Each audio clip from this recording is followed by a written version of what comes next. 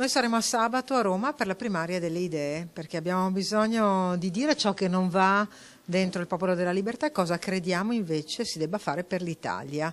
Queste sono delle condizioni che noi poniamo, perché è evidente che la sconfitta di non avere fatto le primarie peserà soprattutto sul consenso popolare. Parla di condizioni Elena Donazzan, un ultimatum dettato al partito per non rischiare di cadere nell'oblio. Quella dell'assessore è una delle voci che lascia intendere il clima da resa dei conti che si respira nel partito dopo l'annuncio di Berlusconi. A farle da contraltare sono le parole di un suo collega di partito che a fianco a lei siede a Palazzo Balbi. A questo punto chi ci sta, chi non condivide la scelta di Berlusconi può benissimo andare per la propria strada, un out-out, una porta in faccia alle primarie, quella di Remo Sernagiotto. Il motivo lo spiega il coordinatore provinciale del PDL, Fabio Chies.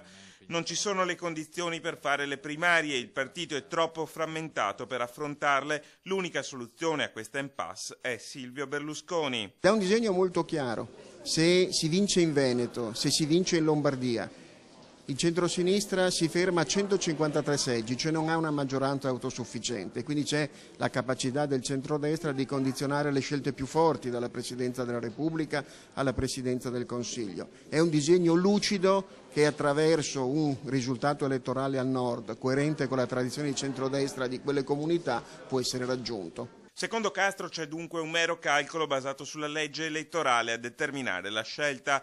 La vittoria nel nord permetterebbe a Berlusconi di tenere in scacco il Senato e di discutere ogni singolo provvedimento.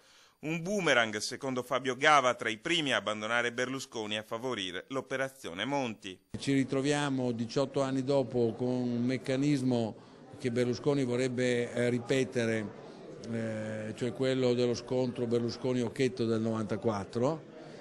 Ma sono cambiati i tempi, Bersani non è Occhetto, le condizioni del Paese non sono quelle del 94, quindi credo che sarà, come dire, una coazione a ripetere che non avrà esiti positivi, anzi avrà esiti per il suo autore particolarmente negativi.